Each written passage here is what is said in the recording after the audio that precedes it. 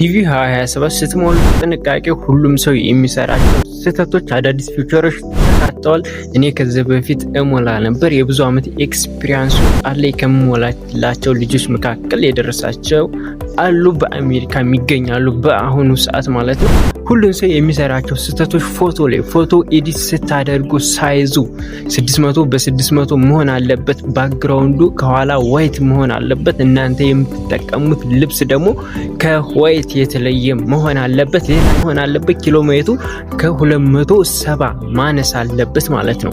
እና ፎቶ ላይ በደንብ አድርጋችሁ ኤዲት ማድረግ አለባችሁ። ከ6 ወር ያነሰ መሆን አለበት ፎቶ ማለት ነው። ከዛ በተጨማሪ አዳዲስ ፊቸሮቹ የሚሆኑት ዲቪ 2027 የሚጀምረው ጥቅምት 6 ማለት ነው። ኦክቶበር 16 ማለት ነው በውጮቹ አቆጣጠር ማለት ነው።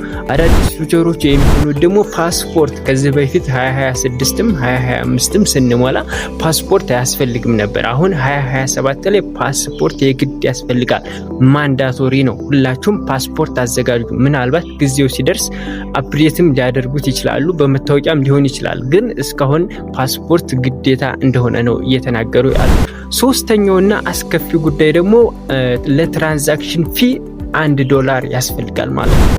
እሱንም የምንከፍለው በምን እንደሆነ እስካሁን ግልጽ የሆነ ነገር የለም። ሜቢ በፓይፓል አካውንት እና በባይቢት ማስተካር ሊሆን ይችላል ማለት ነው የምንከፍልበት። ዋይ ኢንተርናሽናል ባንክም እዚህ ሀገራችን ውስጥ የለም።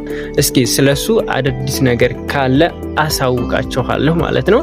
እና እነዚህ ፊውቸሮች አሉ። በደንብ በስነ ስርዓት አፕላይ አድርጉ።